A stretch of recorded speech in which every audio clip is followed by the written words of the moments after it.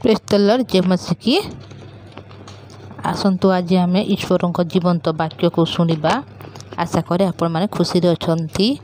देखु भाई और भौणी मैंने आज आम देखा ईश्वर जीवंत वाक्य आदि पुस्तक अध्याय 30। आम आज प्रथम पढ़ा। एठारे लेखा जाइए अनंतर आपणा ठारू याकूबर पुत्र जन्म है नहीं। यह देखि राहेल आपणा भगिनी प्रति ईर्षा करी याकूबंकु कहिला, मते संतान दियो नहेले मु मरिबी। तहिरे राहेल प्रति याकूबर क्रोध प्रज्वलित है। पुणी से कहिला, मु कौन परमेश्वर कर प्रतिनिधि, से बिना तुमको गर्भफल दे नहांती। सेतेबेले राहेल कहिला, एई देख मोहर दासी बिल्हा अच्छी, ताहार सहवास कर, से पुत्र प्रसव करी मो कोलरे देले, ताहा जोगु मु मध्य पुत्रवती हेबी। देखंतु भाई भौणी माने एठारे लेखा जाइए जेतेबेले याकूब निज मामू घर को लाबान निकट को जाई अछंती एवं सेठारे से राहेल एवं तांकर जो भगिनी थिले दुई जन को से एठारे कौन करी अछंती विवाह करी अछंती। जहा द्वारा जेतेबेले तांकर ज्येष्ठा जो तांकर बड़ लेया भौणी थिला, से लेया को जेते विवाह करथिले एवं लेया को परमेश्वर तांकर द्वारा पुत्र देइथिले, किंतु राहेल को केवे मध्य से संतान संतति देई नथिले। सेथि जोगु राहेल निजर बड़ भौणी लेया को से ईर्षा करुथला एवं याकूब को से कहूअछि कि मते मध्य पुत्र दियो न हेले मु मरिबी। किंतु एतेले याकूब एठारे कहूअछंती, मु कोन ईश्वरंकर प्रतिनिधि, से जदि तुमरी गर्भ को बंद करी अछंती ताहेले मु कोन करि पारिबी बोली सेतेबेले कहउछंती। सेतेबेले राहेल कहउछंती कि ताहार गोटे दासी अछि एवं से दासीर नाम होछि बिल्हा, एवं ता सहित तुमे कोन कर सहवास करी तुमे कोन कर पुत्रटीए दियो, और से जेतेले पुत्रटी प्रसव करिवो से पुत्र को मो कोलरे देले, ता जोगु मु कोन हेबी पुत्रवती हेबी बोली एठारे राहेल कहउछंती याकूबंकु।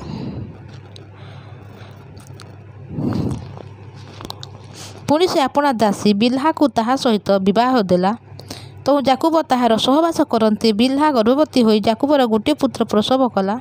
सेतेबेले राहेल कहिला, परमेश्वर मोहर विचार कले, मध्य मोहर काकुक्ति शुणी मते पुत्र देले, एणु करी से ताहार नाम दान बा विचार देले। देखंतु प्रथमे जेतेबेले पुत्रटीए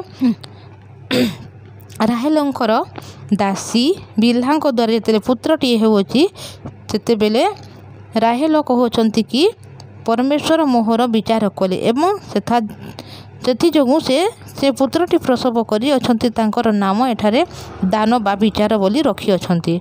अनंतर राहेलर दासी बिल्हा पुनर्बार गर्भधारण करी याकूब पाए द्वितीय पुत्र प्रसव कला। सेतेबेले राहेल कहिला, मु भगिनी सहित परमेश्वर संबंधी मल्लयुद्ध करी जय कली, एणु करी से ताहार नाम नप्ताली बा मल्लयुद्ध रखी अछंती। जेतेबेले एठारे द्वितीय पुत्र मध्य प्रसव करी अछंती एवं तांकर नाम नप्ताली बा मल्लयुद्ध। अनंतर लेया आपणार गर्भ निवृत्त बुझी आपणार शिल्पा नामनी दासी की घिनी याकूब सहित विवाह करुछंती। देखंतु एठारे जेतेले राहेल एवं लेया से होचंती दुई भौणी, एवं जेतेबेले एठारे लेयांकर गर्भ निवृत्त होई सारी अछि, सेथि सकासु जेतेबेले राहेलंकर दासी द्वारा दुईटी पुत्र एठारे याकूब द्वारा जेतेले दुईटी पुत्र प्रसव हेउछि, सेतेबेले राहेल निजर जेतेले गर्भर निवृत्त होइछि से विषय को जानी पारी से कोन करछंती, तांकर जो दासी और गोटी अछंती शिल्पा, सेताकू तांकर जो स्वामी अछंती तांको सहित से कोन करि अछंती विवाह करि दे अछन। तहिरे लेयार दासी शिल्पा ठारू याकूबर गोटे पुत्र जात हैला। तहु लेया कहिला कि आश्चर्य, एणु करी ताहार नाम गाद बा ऐश्वर्य रखिले।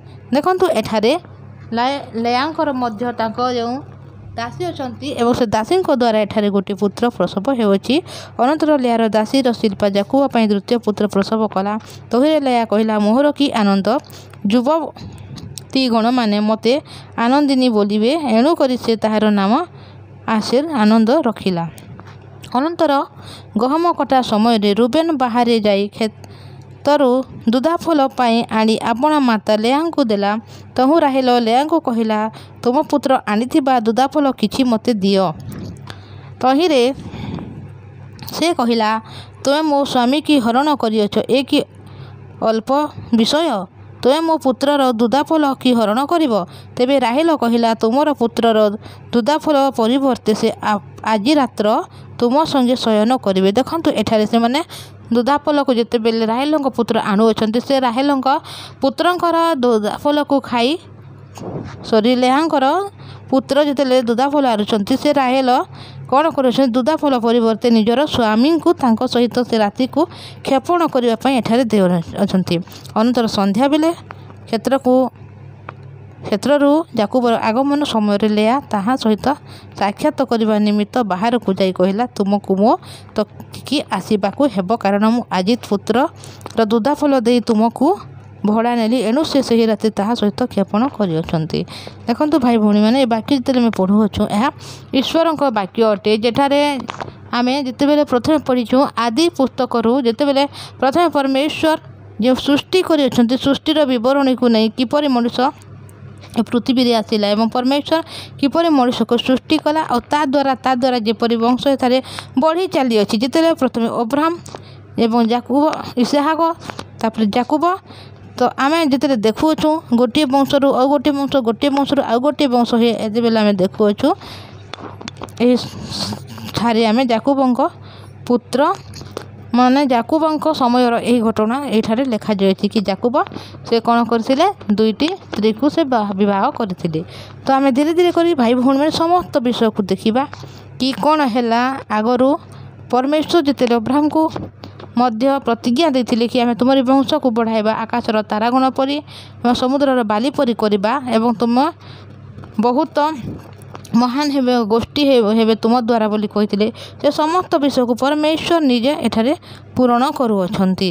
ତ ଆମେ ସମସ୍ତ ବିଷୟକୁ ଧୀରେ ଧୀରେ କରି ଦେଖିବା। ତ ଆଜି ମୁଁ ଆପଣମାନଙ୍କୁ ଏତିକି କହୁଅଛି। ଆପଣମାନେ ଏପରି ବାକ୍ୟ ଶୁଣିବା ପାଇଁ ଚାହୁଁଛନ୍ତି ତ ଏହି ଚ୍ୟାନେଲକୁ ସବସ୍କ୍ରାଇବ୍ କରନ୍ତୁ ଏବଂ ସେୟାର କରନ୍ତୁ।